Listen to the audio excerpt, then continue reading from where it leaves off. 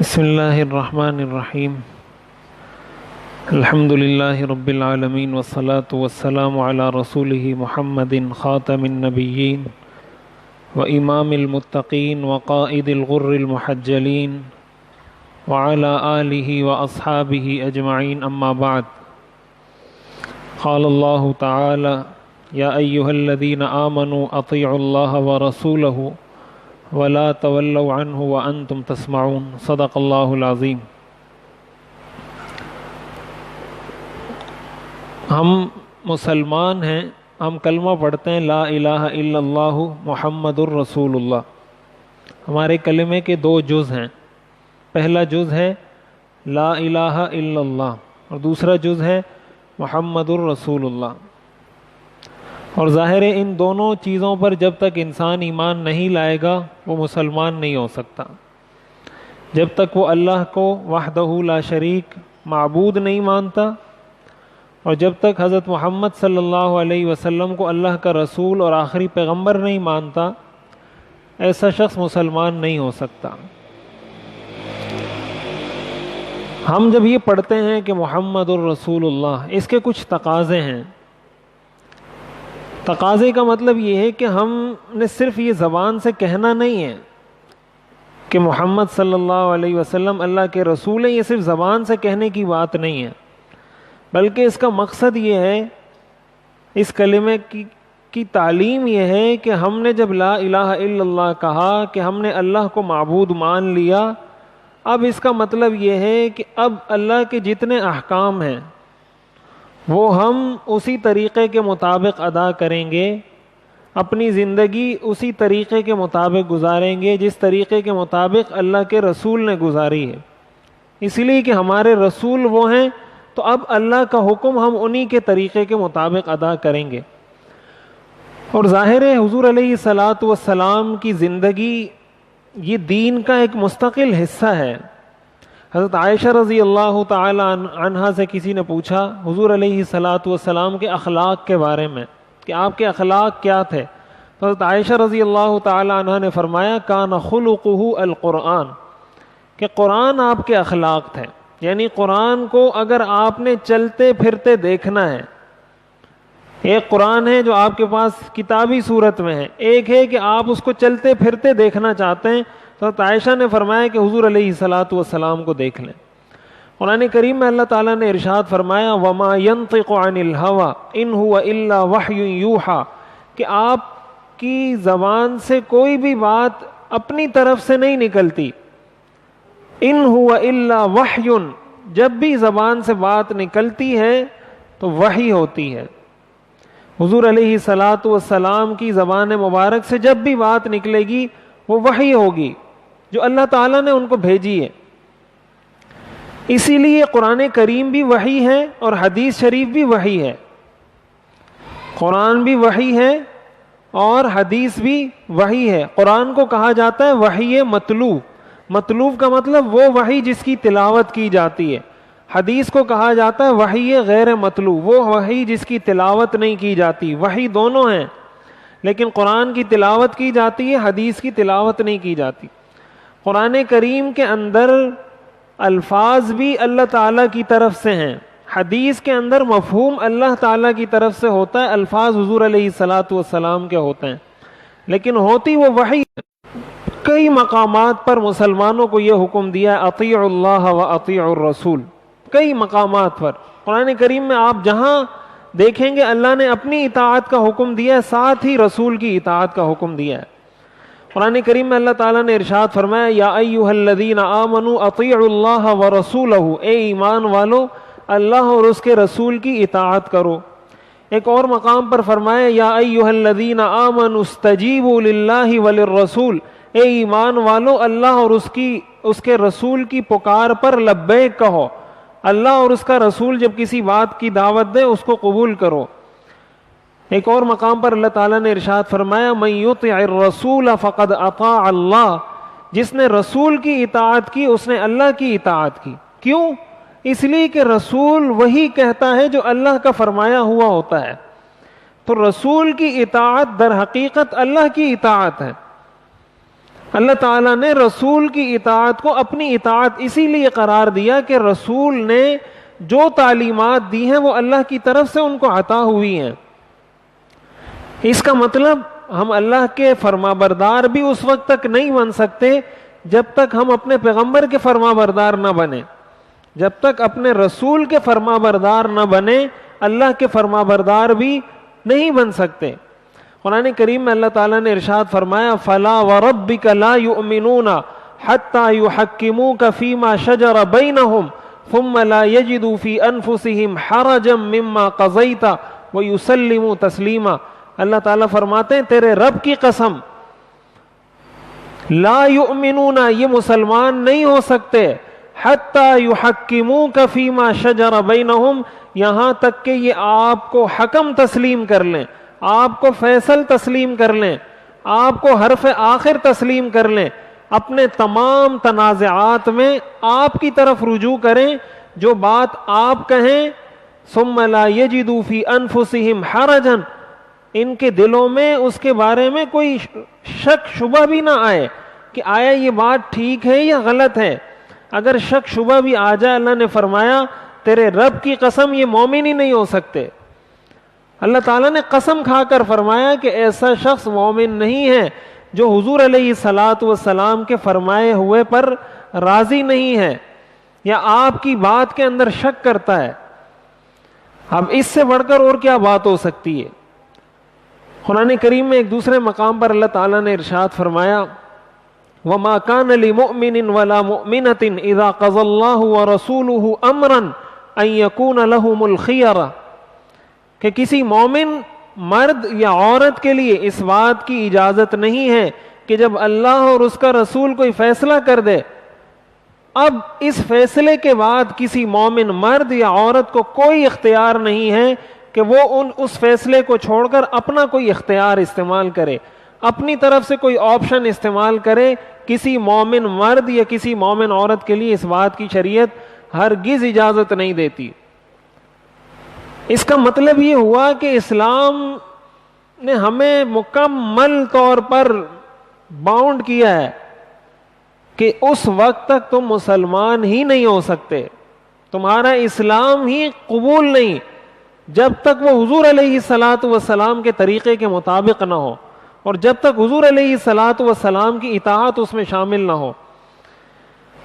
اور حضور علیہ الصلاۃ والسلام کی حدیث آپ کے ارشادات کو سن کر رد کر دینا قرآن کریم نے اس کو منافقین کی نشانیوں میں شمار کیا ہے.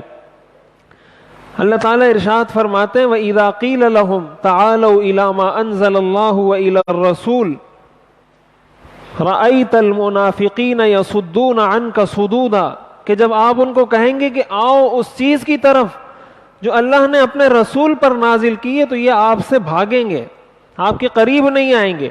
یہ منافقین کی نشانیاں ہیں کہ جب ان کو اللہ اور اس کے رسول کی تعلیمات کی طرف بلایا جائے تو وہ اس کو قبول نہیں کرتے بلکہ اس سے بھاگتے ہیں, دور بھاگتے ہیں. اسی طرح قرآن کریم میں مومنین کی نشانی بیان کرتے ہوئے فرمایا گیا انما کان قول المؤمنین اذا دعوا الى اللہ ورسولہ لیحکم بینہم ان یقولوا سمعنا واطعنا. مومن کی نشانی یہ ہے کہ جب اس کو اللہ اور اس کے رسول کی طرف بلایا جائے وہ آگے سے کہے سمعنا واطعنا, ہم نے سنا اور ہم نے اطاعت کی, ہم نے یہ بات سنی اور ہم نے اس کو قبول کر لیا. یہ مومن کی نشانی ہے. اور منافق کی نشانی کہ جب اس کو بلایا جائے تو وہ دور بھاگے, اس کو قبول نہ کرے. سمعنا وعصینا, ان کا کہنا یہ ہوتا ہے کہ ہم نے سن تو لیا مانیں گے نہیں.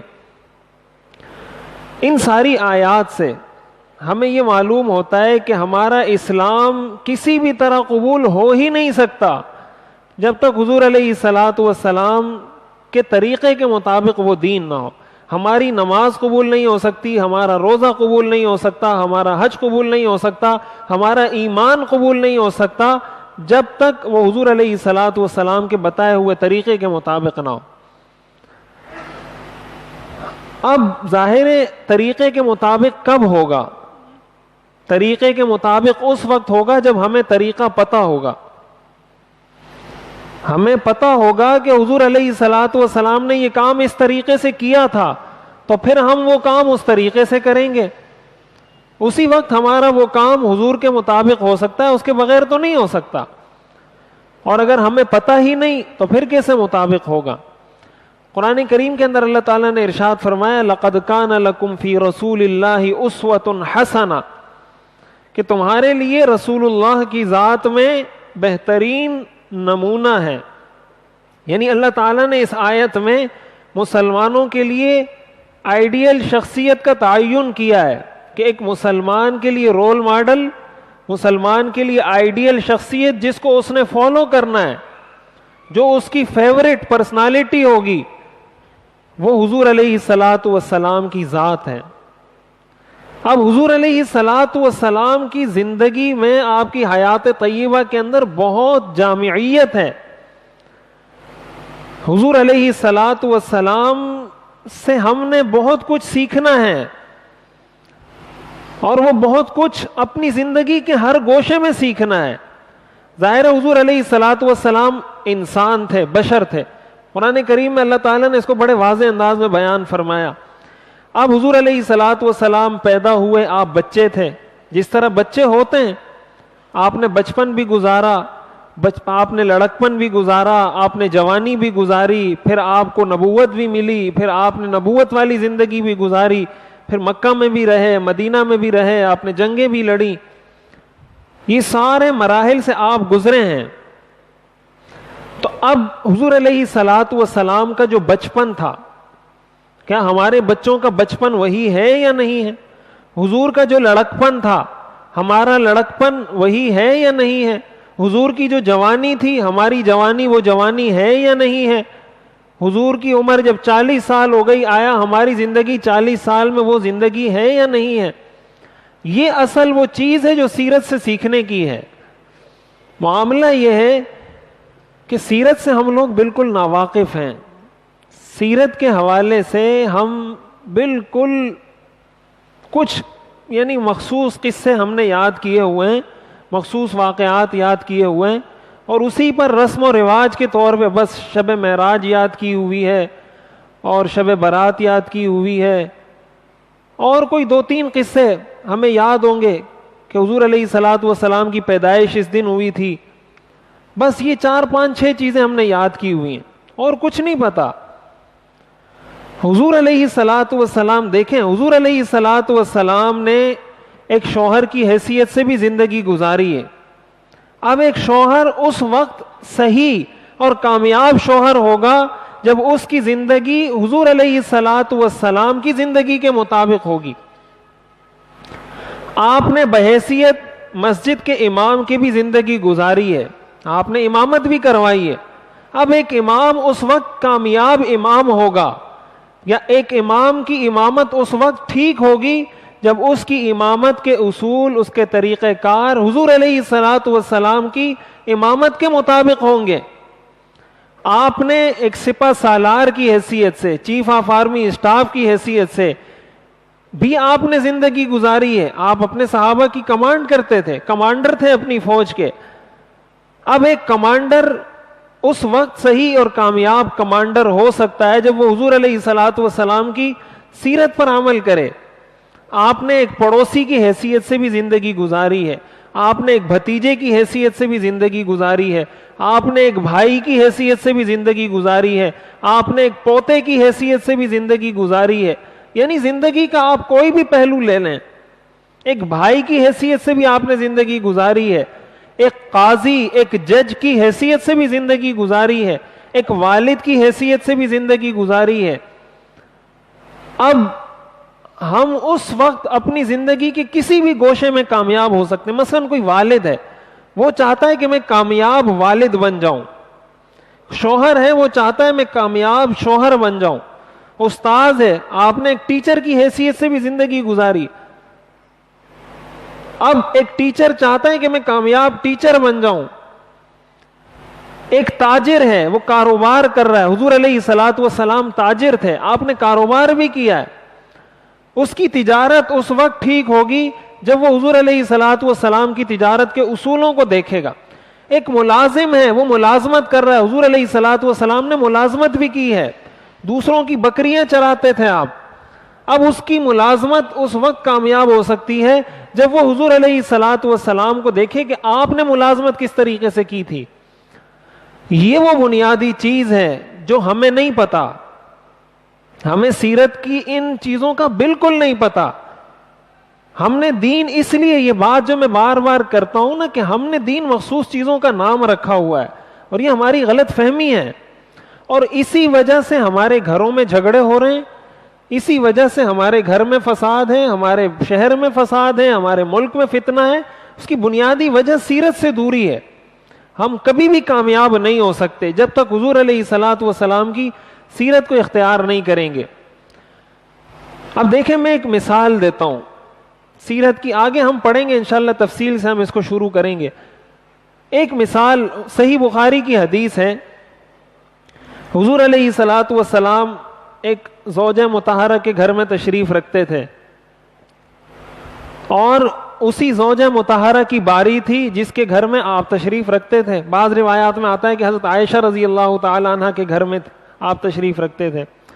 اتنے میں دوسری زوجہ مطہرہ نے حضور علیہ الصلوۃ والسلام کے لیے ایک پلیٹ میں کوئی کھانے کی چیز بھیجی، اور کسی خادم کو کہا کہ حضور علیہ الصلوۃ والسلام فلاں زوجہ مطہرہ کے گھر میں ہیں، آپ میری طرف سے یہ کھانے کی چیز حضور کی خدمت میں پیش کر دیں. جب وہ کھانا، وہ پلیٹ، جو بھی برتن تھا وہ لایا گیا، تو جس زوجہ مطہرہ کے گھر میں آپ موجود تھے ان کو غیرت آئی کہ میری باری میں دوسری بیوی کی، دوسری زوجہ مطہرہ کو یہ جرت کیسے ہوئی کہ میری باری کے اندر وہ کھانا بھیجیں حضور کے لیے. اب یہ انسانی فطرت ہے، یہ انسانی فطرت ہے، اس کو آپ مسخ نہیں کر سکتے. عورت کو اپنی سوکن پر غیرت کا آنا، غصے کا آنا، یہ ایک انسانی فطرت ہے. ان کو غصہ آیا، وہ کھڑی ہوئی اور اس خادم کے ہاتھ کو ایسے جھٹکا، ان سے وہ برتن گرا، برتن ٹوٹ کے گر گیا، وہ گرا اور گر کر ٹوٹ گیا. اب آپ ذرا یہاں اگر سٹاپ کریں اس قصے کو، اس واقعے کو اگر آپ بریک لگائیں یہاں، اور آپ اپنے اوپر یہ سوچیں کہ آپ کی بیوی نے آپ کے ساتھ ایسا کیا کہ آپ کے لیے کسی نے کوئی کھانے کی چیز بھیجی اور آپ کی بیوی اٹھ کے وہ برتن اٹھا کے توڑ دے، آپ کے سامنے اٹھا کے اس کو چورا چورا کر دے. آپ بتائیں آپ کا ریئیکشن کیا ہوگا؟ اس وقت ہمیں یہ بات یاد رہے گی کہ میں مسلمان ہوں؟ اس وقت مجھے یہ بات یاد رہے گی کہ آیا حضور کے ساتھ بھی کبھی ایسا ہوا تھا اور حضور نے اس کا جواب کیا دیا تھا؟ نہیں پتا، اس لیے کہ ہم اس کو اسلام نہیں سمجھتے. ہم نے نماز کو سمجھا ہے اسلام، اس کو نہیں سمجھا. ہم کیا کریں گے؟ ہم اٹھیں گے، بیوی کو ماریں گے، بچوں کو ماریں گے، گھر میں فساد فتنہ، اب اس سے لڑائی ہوگی، پھر بیوی چلے جائے گی میکے، پھر وہاں سے جرگا آئے گا، پھر ایک لمبی کہانی شروع ہو جائے گی. کیوں؟ اس لیے کہ اس چیز کو ہم زبان سے نہیں بولتے. زبان سے تو ہم کہتے ہیں Islam complete system of life, complete code of life, مکمل ضابطہ حیات، زبان سے بولتے ہیں. اور جب یہ مسئلہ ہوا، یہاں پھر اسلام کو ڈال دیا پیچھے. اب یہاں آیا غصہ، جب غصہ آیا تو پھر سیرت سے کیا لینا دینا، یہاں سب کچھ پیچھے. اب میں وہ کروں گا جو میرے دل میں آئے گا. اب یہاں جب لڑائی پیدا ہوئی، یہ اس وجہ سے پیدا ہوئی کہ ہم نے سیرت سے درس نہیں لیا تھا. اب حضور علیہ الصلوۃ والسلام کا طرز عمل دیکھیں. حضور علیہ الصلوۃ والسلام خود اٹھے، وہ برتن کے جتنے ٹکڑے تھے وہ سارے ٹکڑے جمع کیے خود. پھر وہ سارے ٹکڑے جمع کرنے کے بعد جو کھانے کے ذرات پھیل گئے تھے وہ سارے کھانے کے ذرات جمع کر کے برتن میں جمع کیے، اور فرمایا غارت امکم، تمہاری ماں کو غیرت آ گئی ہے، یعنی ان کو اپنی سوکن پر غیرت آ گئی ہے. اور پھر ان کو کہا کہ تم نے اس کا نقصان کیا ہے، اب تم نے بدلے میں ایک برتن ان کو دینا ہوگا، لہٰذا ان کو ایک برتن بدلے میں دو. وہ اٹھی، ایک برتن دیا، اور خادم کو کہا یہ میری طرف سے جا کے ان کو دے دو کہ تمہارا برتن ٹوٹ گیا ہے، اس کے بدلے میں یہ برتن لے لو. خود آپ اٹھے، سارے برتن کے ٹکڑے جمع کیے. یہ صحیح بخاری کی حدیث ہے، صحیح بخاری کی. سارے ٹکڑے آپ نے جمع کیے اور کھانا وہ جو گر گیا تھا وہ سارا جمع کیا اور اتنا فرمایا غارت امکم، اور وہ برتن ان کو اٹھا کے دے دیا اور بات ختم ہو گئی. اب اگر ہمارے ساتھ ایسا ہو تو ہم تو ایسا نہیں کرتے. ہاں یہ کہتے ہیں کہ میں عاشق رسول ہوں، میں عاشق رسول ہوں. زبان سے بولنے میں کیا جاتا ہے؟ زبان سے بولنے میں تو کچھ بھی نہیں جاتا عاشق رسول. ان المحب لمن يحب مطیع، محبت کرنے والا اپنے محبوب کا فرما بردار ہوتا ہے. اگر واقعتاً محبت ہے پھر ان کے جیسا بن کے دکھاؤ. اب اگر کوئی شوہر ایسا کرتا ہے، ہمارے ہاں تو اس کو کہا جاتا ہے یہ رن مرید ہے، یہ بیوی کا غلام ہے. کہا جاتا ہے نہیں کہا جاتا؟ تو کیا کہیں گے آپ اس حدیث کے بارے میں؟ کیا کہیں گے آپ؟ یہ وہ چیز ہے جہاں پھر ہمارا کلچر ٹکراتا ہے اسلام سے، جہاں ہماری ثقافت کا ٹکراؤ آتا ہے اسلام سے. یہ وہ چیز ہے جس کے بارے میں آپ نے فرمایا لا یؤمن احدکم حتی یکون ہواہ تبعا لما جئت بہ. تم میں سے کوئی اس وقت تک مسلمان نہیں ہو سکتا جب تک وہ میرے لائے ہوئے دین کے مطابق اپنی خواہشات نہ بنا لے. جب تک اس کی خواہشات میرے لائے ہوئے دین کے مطابق نہیں ہو جاتی وہ مومن نہیں ہو سکتا. اب یہ وہ چیز ہے، اور اس کے اندر بنیادی درس کیا ہے؟ مثلا یہی واقعہ اگر ہم لیں، اب ہمارے ہاں مسئلہ کیا ہوتا ہے کہ میں اگر یہاں پر امام ہوں، میں یہاں تقریر کر رہا ہوں، آپ سارے بیٹھے ہوئے تقریر سن رہے ہیں. اب میں جاؤں گا گھر تو اب میں چاہوں گا کہ میری بیوی بھی ایسی تقریر سنے میری جیسے آپ سن رہے ہیں. ٹھیک ہے؟ میری والدہ بھی میری ایسی تقریر سنے جیسے آپ لوگ سن رہے ہیں. میرے والد بھی میری تقریر ایسے سنے جیسے آپ لوگ سن رہے ہیں. یہ چیز میں بھول جاتا ہوں کہ میں یہاں پر امام ہوں، وہاں پر میں بیٹا ہوں. یہاں پر امام ہوں، وہاں پر میں بھائی ہوں. یہاں پر میں امام ہوں، وہاں پر میں شوہر ہوں. یہاں پر میں امام ہوں، وہاں کسی کا بھتیجا ہوں، کسی کا بھانجا ہوں، کسی کا پڑوسی ہوں. میں کہتا ہوں نہیں میں تو امام ہوں، میں تو سارے لوگ. اب جب جاتے ہیں مسئلہ کیا ہوتا ہے؟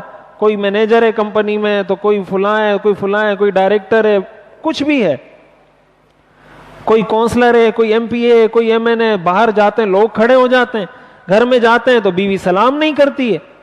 پھر ہماری بات کیا ہوتی ہے؟ کہتے ہیں باہر لوگ میرے ہاتھ چومتے ہیں، باہر لوگ کھڑے ہوتے ہیں، اور یہاں آتا ہوں تو بیوی سیدھے منہ بات نہیں کرتی. بھائی باہر آپ ایم این اے تھے، گھر میں آپ ایم این اے نہیں ہیں، گھر میں آپ شوہر ہیں. شوہر بن کے جائیں وہ کھڑی ہوگی آپ کے لیے. ایم این اے بن کے جب بیوی کے سامنے جائیں گے نا تو پھر وہ بھی آپ کو شوہر کی حیثیت سے نہیں دیکھے گی، ایم این اے کی حیثیت سے ہی دیکھے گی. حضور علیہ الصلوۃ والسلام کی سیرت میں ہمیں یہ چیز ملتی ہے. آپ جب گھر جاتے تھے پھر آپ، حدیث میں آتا ہے کہ آپ اپنے جوتے خود سی لیا کرتے تھے، اپنے کپڑوں پہ پیوند خود لگا لیا کرتے تھے. کیوں؟ اس لیے کہ گھر میں آپ اپنے آپ کو ایک شوہر سمجھتے تھے، گھر میں آپ اپنے آپ کو ایک سرپرست سمجھتے تھے، اور سرپرست سمجھنے کی حیثیت سے، ایک شوہر سمجھنے کی حیثیت سے، ایک والد سمجھنے کی حیثیت سے آپ کام کرتے تھے. لیکن اگر حضور علیہ الصلوۃ والسلام گھر میں جا کر بھی یہی کہتے، دیکھیں اب یہی واقعہ ہے، حضرت عائشہ رضی اللہ تعالی عنہ کا یہ واقعہ ہے. اس کو اگر آپ اس تناظر میں لیں کہ سامنے ایک پیغمبر ہے اور دوسرا ایک امتی ہے، اور امتی اس کے سامنے ایسا عمل کرے تو یہ تو بے ادبی ہے، یہ تو گستاخی ہے. حضور علیہ الصلوۃ والسلام نے تو نہیں فرمایا کہ یہ بے ادب ہے، یہ گستاخ ہے. حضور نے تو نہیں فرمایا. ہم تو کہہ دیتے ہیں میری بیوی بے ادب ہے، میری بیوی گستاخ ہے. وہ پیغمبر ہو کر بھی انہوں نے نہیں کہا. ہم تو ایک دکان کے مالک ہو کر بول دیتے ہیں بیوی کو. نتیجہ کیا ہوتا ہے؟ نتیجہ اس کا یہ ہوتا ہے کہ پھر لڑائی ہوتی ہے، پھر فتنہ ہوتا ہے، پھر فساد ہوتا ہے، اور پھر ہمیں پتہ نہیں چل رہا ہوتا کہ یہ فساد شروع کہاں سے ہوا، اس کی بنیادی جڑ کیا تھی. وہ پتہ اس لیے نہیں چل رہا ہوتا کہ ہمارے سامنے سیرت نہیں ہوتی، سیرت کی کوئی مثال نہیں ہوتی. سیرت جب انسان پڑھتا ہے پھر آپ کو زندگی میں کوئی بھی واقعہ پیش آئے گا. یہ میں نے ایک مثال دی ہے کوئی بھی واقعہ آپ کو پیش آئے گا فوراً آپ کا دماغ خود آپ کے دماغ میں کلک ہوگا کہ حضور علیہ الصلوۃ والسلام کے ساتھ ایسا ہوا تھا, آپ نے اس موقع پہ یہ کیا تھا, لہٰذا میں یہ کروں گا. فوراً آپ کو پتہ چلے گا. لیکن یہ اس وقت جب آپ کو سیرت کا پتہ ہو, وگرنہ سارے کام ہم اپنی مرضی سے کریں گے, نماز آ کے اللہ کی مرضی سے پڑھیں گے تو نماز پڑھ لیں گے, باقی زندگی میں تو سکون نہیں مل سکتا. یہ مطلب ہے قرآن کریم کی اس آیت کا, لَقَدْ كَانَ لَكُمْ فِي رَسُولِ اللَّهِ أُسْوَةٌ حَسَنَةٌ, کہ تمہارے لیے آئیڈیل رول ماڈل وہ رسول اللہ صلی اللہ علیہ وسلم ہے. اب حضور علیہ الصلوۃ والسلام کی سیرت کو ایک مسلمان ایک تو اس لیے فالو کرتا ہے, ایک تو اس لیے وہ حضور کی پیروی کرتا ہے کہ آپ پیغمبر ہیں. ہمارا دین مکمل نہیں ہو سکتا حضور علیہ الصلوۃ والسلام کے بغیر. دوسری بات یہ ہے کہ حضور علیہ الصلوۃ والسلام کو اللہ تعالیٰ نے جو شخصیت عطا کی ہے, آپ کی جو کوالٹیز تھی, آپ کے جو کمالات تھے, تو آپ ہر لحاظ سے اس بات کی اہلیت رکھتے ہیں کہ آپ کی پیروی کی جائے. علامہ سید سلیمان ندوی رحمۃ اللہ علیہ نے لکھا ہے کہ جب آپ کسی شخص کو فالو کرتے ہیں, کسی کی آپ پیروی کرتے ہیں, اس کے اندر بنیادی 4 چیزیں ہونی چاہیے. سب سے پہلی چیز جو انہوں نے ذکر کی ہے اس کو کہا جاتا ہے تاریخیت. تاریخیت کا مطلب یہ ہے کہ اس شخص کی تاریخ آپ کے پاس محفوظ ہو. اگر آپ کے پاس اس کی تاریخ نہیں ہے, یا تاریخ تو ہے لیکن یہ پتہ نہیں کہ یہ تاریخ سچی ہے یا جھوٹی ہے, یہ واقعہ سچا ہے یا جھوٹا ہے, اگر یہ آپ کو پتہ نہیں, ظاہر ہے آپ کبھی بھی اپنے آپ کے لیے اس کو رول ماڈل نہیں بنا سکتے. آپ ایک خیالی شخص کو تو رول ماڈل نہیں بنا سکتے. آپ اسی شخص کو بنائیں گے آئیڈیل جس کی تاریخ آپ کو پتا ہو کہ یہ واقعتاً اس کی تاریخ ہے. دنیا کے اندر جتنی شخصیات گزری ہیں, جتنی, تمام پیغمبروں سمیت اور ہر قسم کی فیلڈ کے ماہرین سمیت, حضور علیہ الصلوۃ والسلام کی تاریخ جس طریقے سے محفوظ ہے, دنیا کے کسی اور آدمی کی تاریخ اس طرح محفوظ نہیں ہے. پوری دنیا میں کسی بھی شخصیت کی, کسی بھی پیغمبر کی تاریخ اس طرح محفوظ نہیں ہے. یعنی حیرت ہوتی ہے, آپ حضور علیہ الصلوۃ والسلام کی شخصیت کے جس پہلو کو دیکھنا چاہیں, صحابہ نے آپ کے بال تک گنتی کر کے کیے ہوئے تھے کہ آپ کی داڑھی میں اتنے بال سفید تھے, تعداد گن کے بتاتے تھے. ان جیسی تاریخ. اور دوسرے نمبر پہ بات یہ ہے کہ پھر محدثین نے, سیرت کا ایک بہت بڑا حصہ حدیث کے اندر ہے.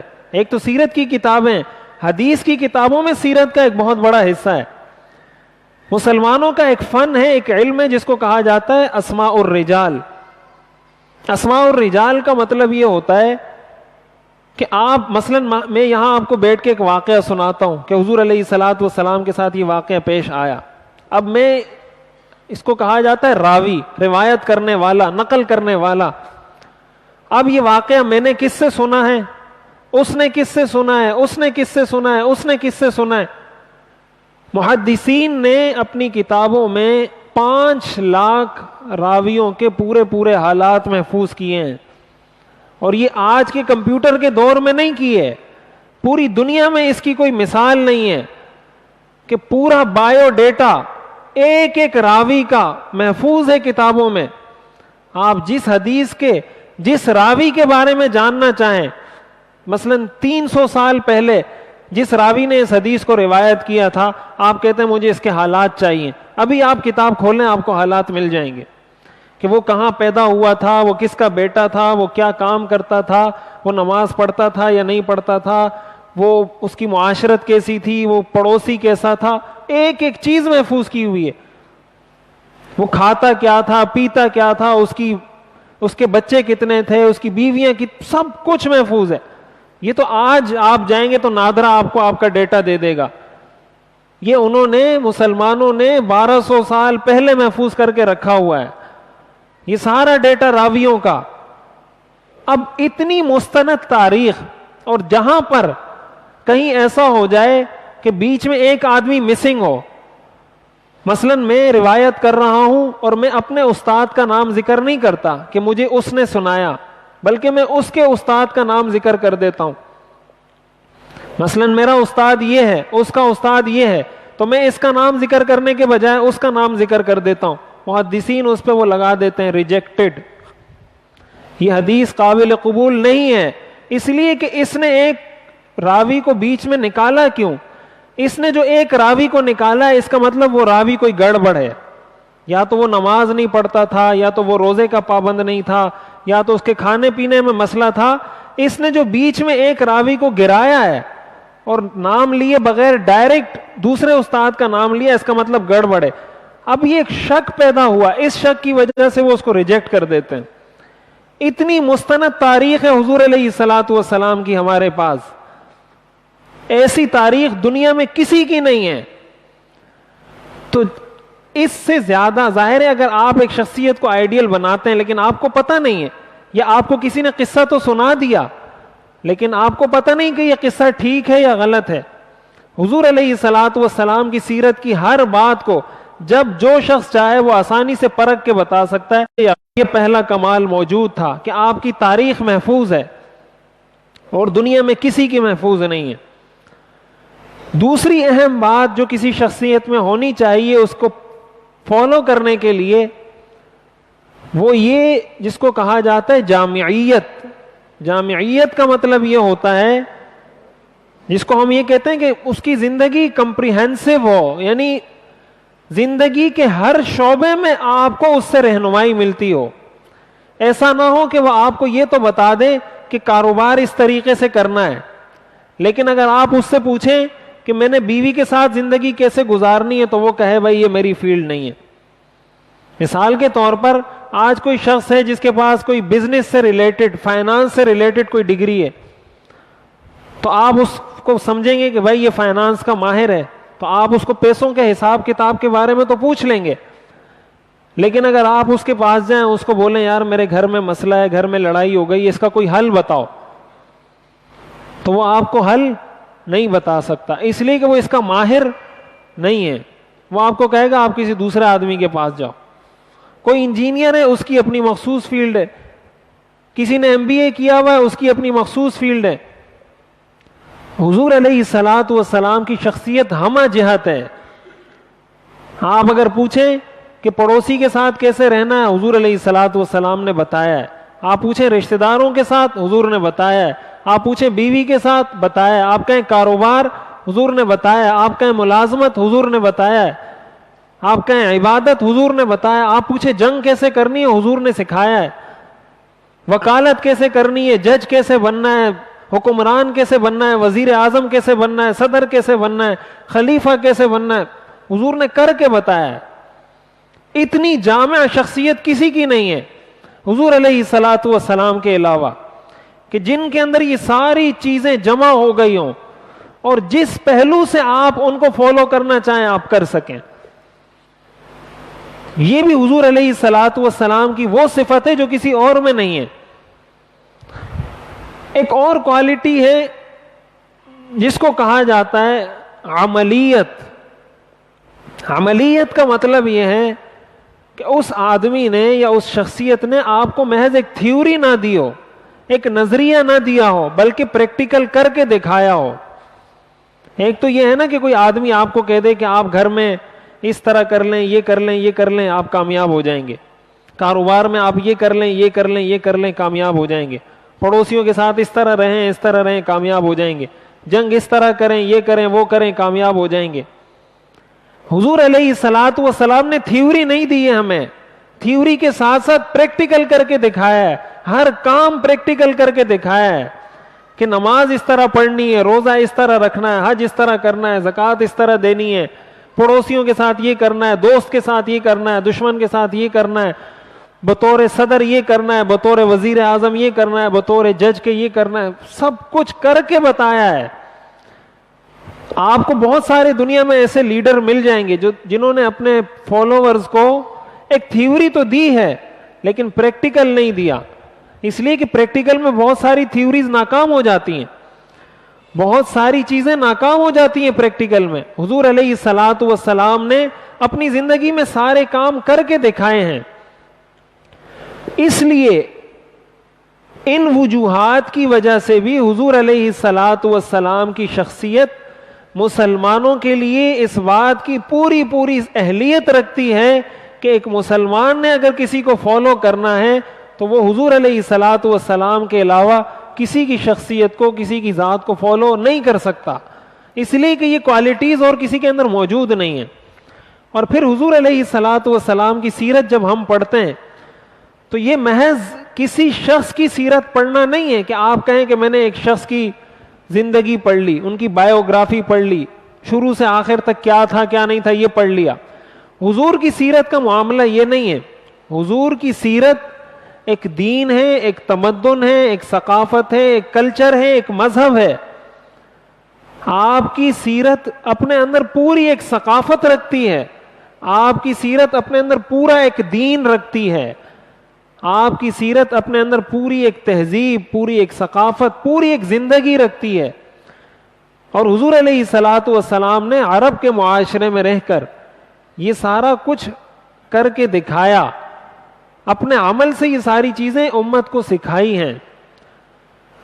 اس لیے حضور علیہ الصلاۃ والسلام کی سیرت کو پڑھے بغیر, اس کو سمجھے بغیر اور اس کی پیروی کیے بغیر ایک مسلمان کے لیے کامیابی کا کوئی راستہ نہیں ہے. تو مسلمانوں کی, ہر مسلمان کی یہ ذمہ داری بنتی ہے کہ وہ حضور علیہ الصلاۃ والسلام کی سیرت کو پڑھے. اس کا فائدہ اس کو یہی ہوگا کہ پھر وہ دنیا میں کبھی مایوس نہیں ہوگا, کبھی پریشان نہیں ہوگا, یہاں آ کے لیے میرے راستے بند ہو گئے, بلکہ وہ آگے چلتا رہے گا. اور اس کو ہر وقت اپنی شخصیت کے بارے میں یہ پتہ چل رہا ہوگا کہ میں اب کس حیثیت سے اور کیا کام کر رہا ہوں. مثال کے طور پر کسی شخص کو اپنی زندگی میں رکاوٹ آتی ہے, آپ کوئی کاروبار کر رہے ہیں, آپ کو رکاوٹ آ جاتی ہے. اب حضور علیہ الصلاۃ والسلام نے بھی تو دین کا کام کیا ہے. حضور علیہ الصلاۃ والسلام کو رکاوٹیں آئیں یا نہیں آئیں؟ کیا کیا رکاوٹیں حضور کو نہیں آئیں؟ کس کس طریقے سے آپ کو نہیں ستایا گیا؟ آپ کا رد عمل کیا تھا؟ آپ کا ریئیکشن کیا تھا؟ اور پھر آپ کی اپنے کام سے لگن کتنی تھی؟ قرآن کریم میں آتا ہے, اللہ تعالیٰ نے ارشاد فرمایا وَلَقَدْ نَعْلَمُ أَنَّكَ يَضِيقُ صَدْرُكَ بِمَا يَقُولُونَ, کہ ہم یہ بات جانتے ہیں کہ آپ کا سینہ بڑا تنگ ہوتا ہے, آپ کو بڑی تکلیف پہنچتی ہے جب یہ لوگ آپ کے بارے میں طرح طرح کی باتیں کرتے ہیں. کبھی کہتے ہیں شاعر ہے, کبھی کہتے ہیں کاہن ہے, کبھی کہتے ہیں مجنون ہے. آپ بتائیں, آپ اگر ایک صحیح تندرست آدمی ہیں اور آپ کو سارے لوگ مل کر مجنون کہنا شروع کر دیں, پاگل کہنا شروع کر دیں, آپ کی دلی کیفیت کیا ہوگی؟ آپ کیا چاہیں گے کہ اس بولنے والے کے ساتھ میں کیا کروں؟ آپ کو یہ کہہ دے یہ تو جادوگر ہے, یہ تو کاہن ہے, یہ تو شاعر ہے. حضور علیہ الصلاۃ والسلام کو کہا, اور ظاہر ہے حضور سے بڑی شخصیت کسی کی نہیں ہو سکتی, لیکن آپ نے ان ساری چیزوں کو کس طریقے سے ڈیل کیا, کس طریقے سے آپ نے ان کو سہا, اور کس طریقے سے آپ پوری قوم کو لے کر چلے. آج جو ہمارے اندر بہت بڑا فقدان ہے وہ یہ کہ ہمارے اندر کوئی رہنما نہیں ہے, کوئی لیڈر نہیں ہے, کوئی قائد نہیں ہے. اور قائد اس لیے نہیں ہے ہمارے میں کوئی کہ ہمارے اندر وہ خصوصیات موجود نہیں ہے جو حضور علیہ الصلاۃ والسلام کے اندر تھیں. ایک کامیاب لیڈر, ایک کامیاب قائد, ایک کامیاب رہنما اسی وقت کامیاب ہو سکتا ہے جب وہ لیڈر کی وہ تمام کوالٹیز اپنائے جو حضور علیہ الصلاۃ والسلام میں پائی جاتی تھی. پھر اس کو چاہے مشکل پیش آئے, چاہے اس کو رکاوٹ پیش آئے, چاہے لوگ برا بھلا کہیں, اس کو پریشانی نہیں ہوگی. اس لیے اس چیز کی اہمیت کو آج میں نے بس یہی بات عرض کرنی تھی. کل سے انشاءاللہ ہم اس کو پورا تفصیل سے شروع کریں گے. کل جو ہمارا موضوع ہے وہ یہ ہے کہ حضور علیہ الصلاۃ والسلام کس معاشرے میں بھیجے گئے تھے. عرب, جزیرۃ العرب کا محل وقوع کیا ہے, اس کے مشرق میں کیا ہے, مغرب میں کیا ہے, شمال میں کیا ہے, جنوب میں کیا ہے، عرب کن لوگوں کو کہا جاتا ہے، یہ ساری چیزیں، ان کا محل وقوع، جغرافیائی پس منظر، ان کی تاریخ، جب وہ ہمیں پتہ چلے گا پھر اس کے بعد ہمیں حضور علیہ الصلوۃ والسلام کی ساری محنت کا اندازہ بھی ہوگا. لیکن یہ ایک چیز ہم نے ذہن میں بٹھانی ہے کہ ہم نے حضور علیہ الصلوۃ والسلام کی سیرت خود بھی سیکھنی ہے. آپ یقین کریں یہ ایسی چیز ہے سیرت، حضور علیہ الصلوۃ والسلام کی سیرت، کہ ایک مسلمان اگر یہ سیکھ لیتا ہے اس کا اور کوئی نعم البدل نہیں ہے، اور کوئی نعم البدل اس کا نہیں ہے.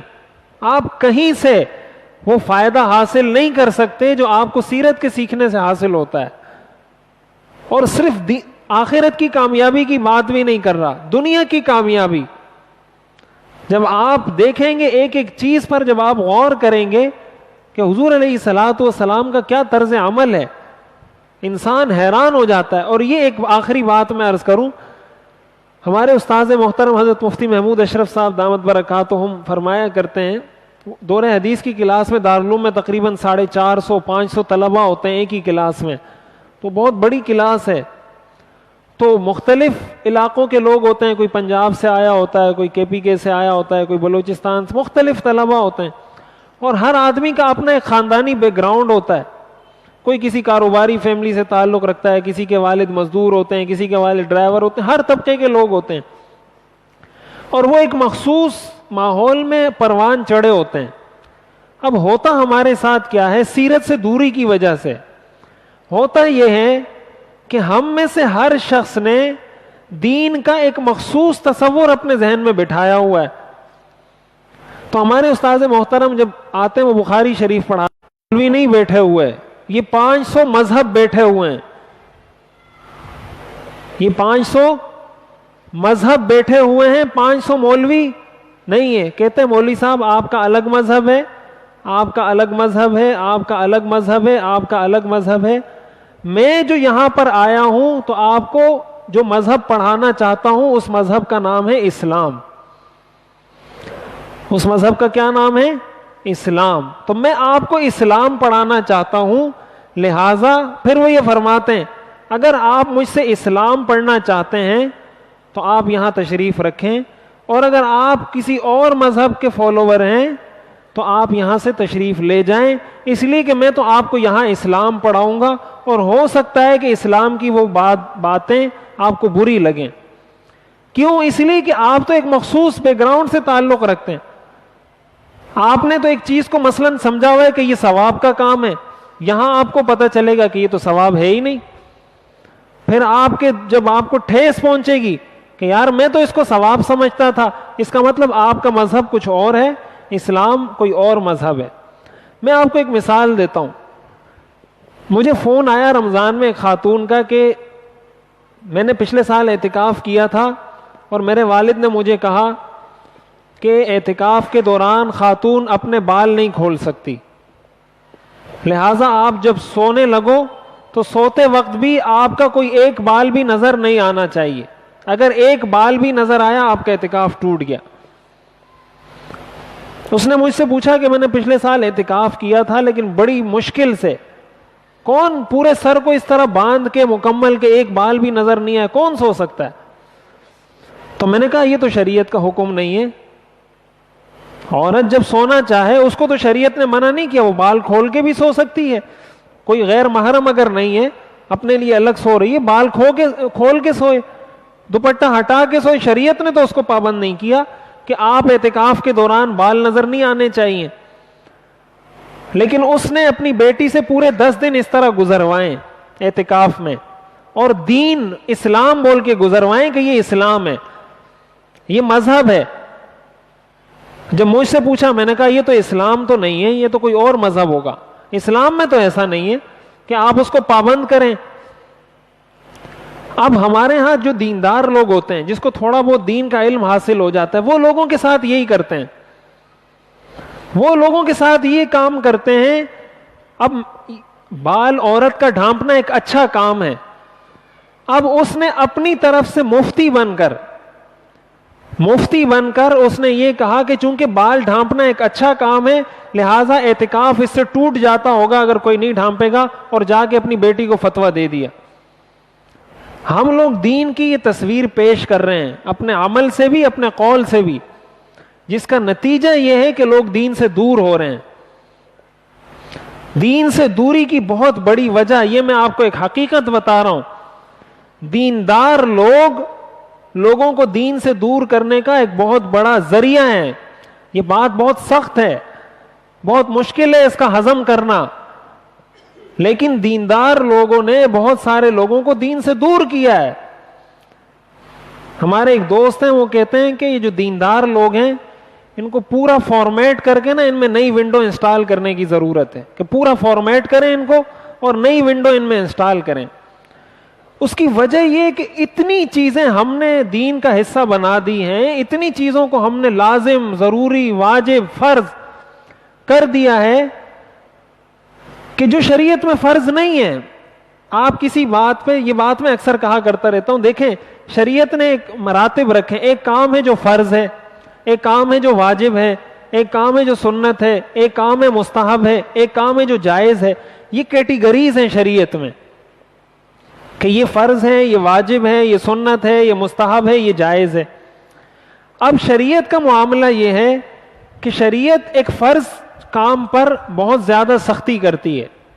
مثلا نماز فرض ہے تو شریعت بہت سختی کرے گی کہ بھائی نماز ہر حال میں پڑھنی ہے. واجب کا درجہ اس سے تھوڑا سا کم ہے تو اتنی سختی شریعت واجب کے بارے میں نہیں کرتی جتنی سختی فرض کے بارے میں کرتی ہے. سنت کا درجہ اس سے تھوڑا کم ہے تو شریعت سنت کے بارے میں وہ سختی نہیں کرتی جو شریعت واجب کے بارے میں کرتی ہے. مستحب کا درجہ اس سے تھوڑا سا کم ہے، شریعت مستحب کے بارے میں وہ سختی نہیں کرتی جو شریعت سنت کے بارے میں کرتی ہے. اس کے بعد ایک جائز کام ہوتا ہے جو آپ کریں یا نہ کریں، آپ کو اختیار ہوتا ہے. اب ہمارے ہاں معاملہ اس چیز سے خراب ہوتا ہے کہ ایک چیز اگر سنت ہے تو اس کو آپ نے اتنی ہی تاکید سے بیان کرنا ہے جتنی تاکید ایک سنت کے لیے ہے. اگر اس تاکید سے آپ آگے بڑھ جاتے ہیں اس کا مطلب آپ نے اس کو سنت نہیں، آپ نے اس کو واجب بنا دیا.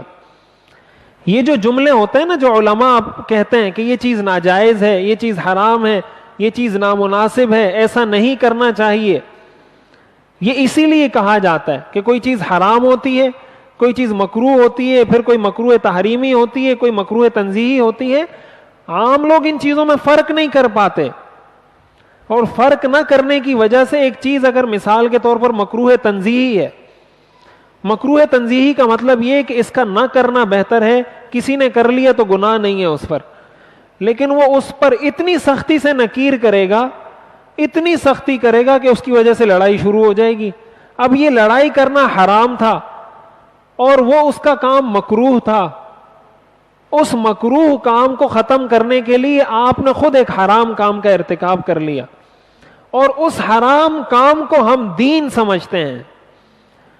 اس حرام کام کو جو ہم نے حرام کام کیا ہے ہم کہتے ہیں یہ دین ہے، یہ اسلام ہے.